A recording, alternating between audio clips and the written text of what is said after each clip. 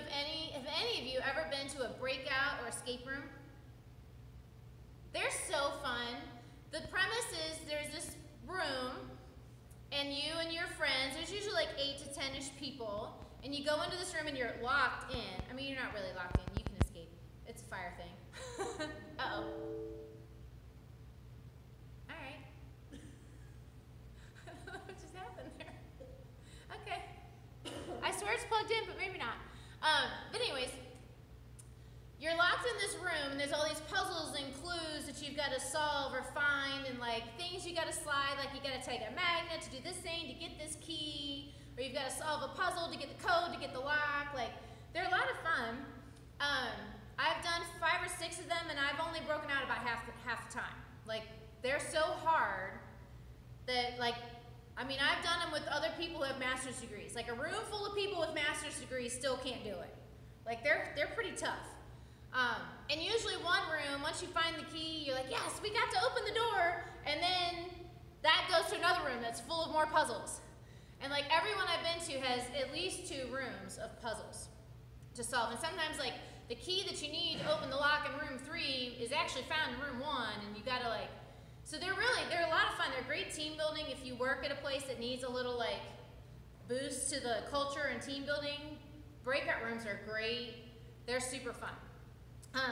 But because I think they're so fun, I now do them with my kids. I'll make them for my students to solve. And you can buy like teacher boxes, and it's a box and has this hasp that has like 6 holes in it, and you have all these different locks. And you put all the locks on the hasp, and they can't get in it. So instead of breaking out, they're trying to break in because I put candy in the box, and they want the candy. And so I was doing one of these breakout rooms with kids one day, a group of like, I don't know, 4 or 5 kids. And there was one girl in the group who just decided that she was the leader and she had to be part of every puzzle. And so she was like solving every puzzle, like she would not let she really wasn't letting anyone else do anything else. So this one boy, he sat on this one puzzle and he solved it. And he had the correct solution. He's holding the box in his hand.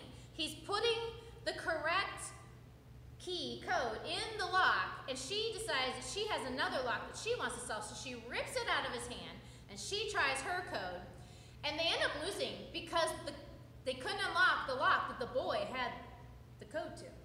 They didn't figure it out, and when she ripped that out of his hand, he's like,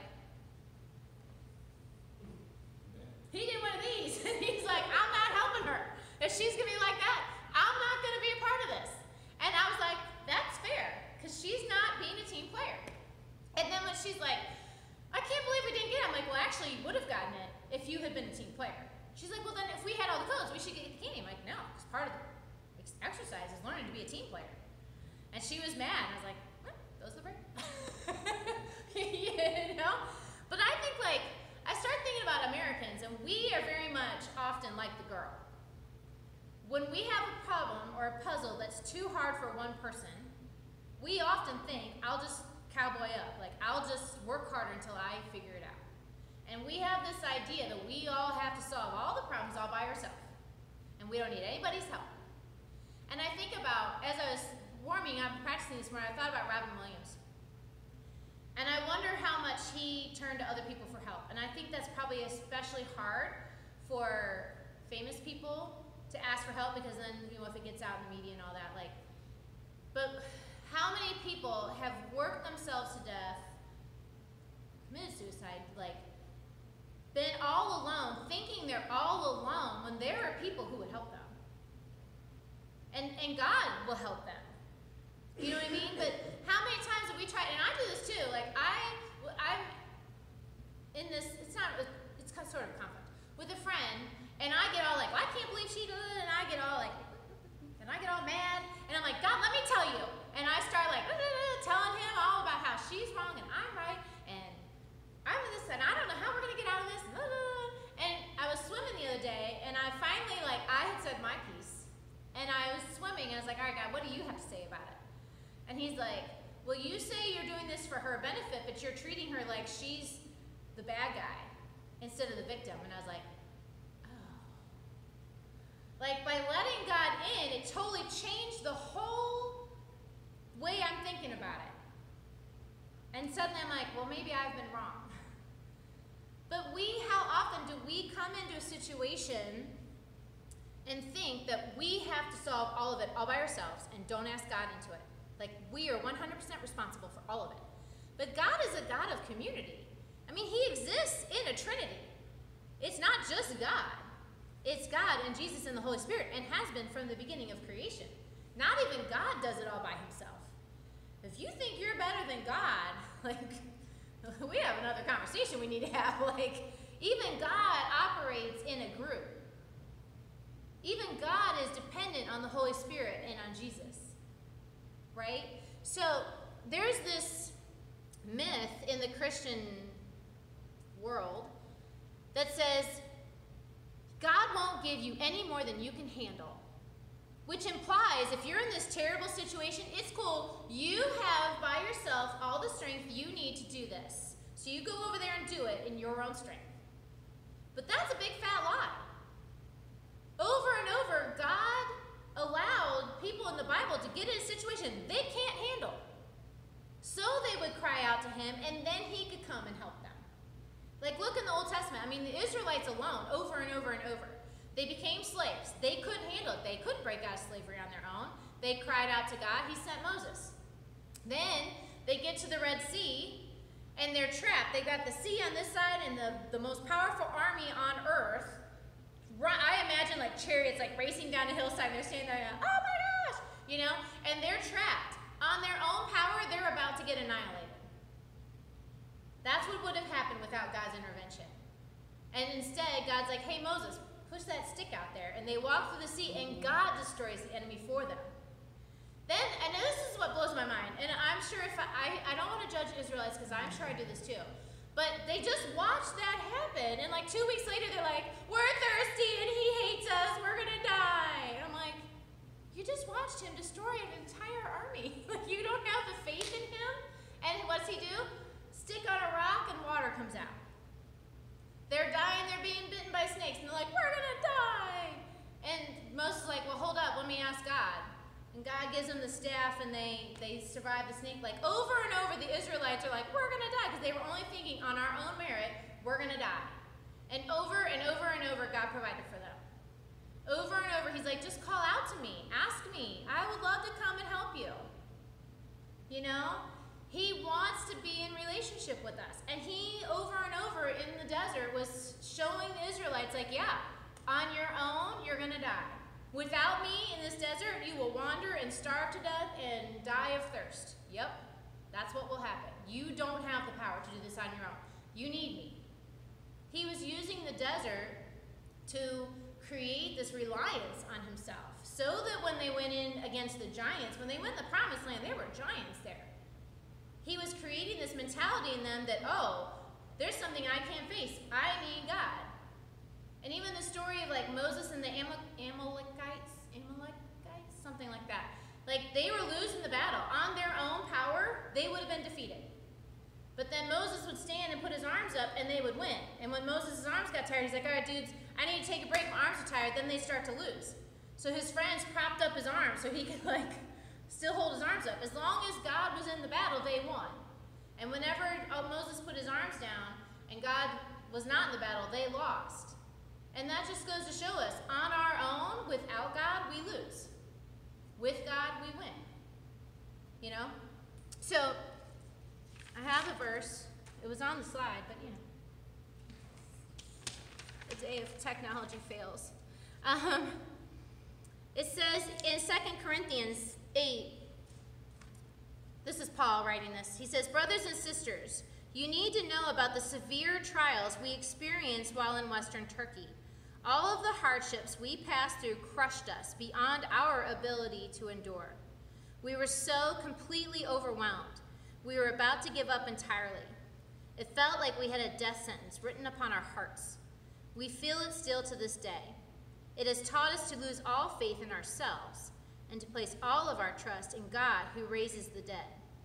He rescued us from terrifying encounters with death, and now we fasten our hope on him to continue to deliver us from death yet again.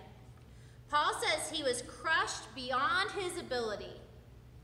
So that phrase, God won't give you more than you can handle, is BS. Paul's saying right here, we were crushed beyond our ability. It was more than we could bear. It was more than we could handle. Without God, it would have been a death sentence. But God came and rescued them. It says we were completely overwhelmed. And that makes me think of, like, I obviously love movies. I watch movies all the time. The last, about the 10-minute mark, the 10 minute to the end mark before the end of a movie, about 10 minutes to the end, especially if like there's a battle or whatever's going on, you're pretty sure it looks as though the good guy's gonna lose. He's completely overwhelmed. Like Lord of the Rings, like all their forces are dying. I think of like the Lion, the Witch, and the Wardrobe. Aslan's forces, without Aslan, they're all about to die. If you've watched the Avenger movies and the last Avenger movie, Thanos is winning, they're all about to die. Like any of these movies, you get to about the 10-minute mark and you think there's no hope. And a lot of times the hero will take that second. I don't know how he has a second to do this, but the hero a lot of times will take a second and he'll look around and see all his dudes down on the ground. He'll see all his dudes running, or they're outnumbered 3-1, and there's more and more of the enemy coming, and he's sitting there going, oh snap, I'm about to go down. I am overwhelmed. There's no possible way out of my own effort I can win this. And then something happens, some miraculous thing happens, and more forces come, or there's an avalanche, or something happens, and the bad guys get demolished. Like in Lord of the Rings, the trees join in the fight, and the trees turn the tide. In The Lion, the Witch, and the Wardrobe, Aslan runs around waking up all the statues. In Lord of the Rings, or in Avengers, all the people that disappeared in the blip are brought back to life, and they all come and join the fight. Okay, so all these movies, there's that moment towards the end where you think all hope is lost, and the hero is not enough by himself. And then there's this almost supernatural, this miraculous thing that happens. But that happens in our real life. There are times when you're like, I am overwhelmed and there is nothing, I have no power in myself to fix this. This is beyond my ability. I am crushed. I can't endure another minute of this pain. I can't go on. I don't see a way out. But God's like, just call out, it's not like, oh, it's not like kitschy, like just call it to God and everything will be fine. Like call out to God and let him come in and let him come and help you. He wants you to have a relationship with him. He wants you to turn to him and say, I need you. I can't do this on my own. And then he'll come and help you. And so my challenge to us this week is are you asking God into your life? Think about the hard situations, that hopeless situation. Maybe you've got a coworker or a friend in your life who you just can't reconcile with. It's like a constant conflict and you don't think there's any way you'll ever be friends again. Or maybe you have someone in your life who you care about who doesn't love Jesus and you're kind of feeling like maybe they never will and you don't want them to go to hell, but you don't know what else to do about it. Maybe you're financially in a position where you don't know how you're going to get your next a bit of money. Maybe you're in a health situation where the doctor's diagnosis is, the doctor's like, there's nothing else I can do. This is all I got. Like, it's not good for you. Medicine is whatever's going on with you is beyond medicine's ability to help you. So whatever situation you find yourself in, whether it's now or later, where you feel completely overwhelmed unto death, turn to the Lord and ask him to come and be a part of it. And you have to be patient. I'm one of those people who I ask and I expect and then I get mad. I'm like, wait a minute, what do you mean you're not healed right now? Like, what do you mean? What do you mean cancer's not gone right now? Sometimes it takes time, and sometimes he doesn't fix it in the way you think he will. Sometimes he comes about in a way that's weird or different, but it's still better. So invite him into your situations that seem hopeless and helpless. Invite him in to have a relationship with you. Invite him in when you are, and I've been in this situation where you're curled up on the bed and you don't see how you can make it through the next day. Where you just want to sleep until you die because you just don't think you can handle it. Invite him to come into that situation and let him surround you with his loving embrace. Let him find a solution. Let him come through for you. And that's what he wants to do. He wants to come through in whatever situation seems impossible for you. And all of God's children said,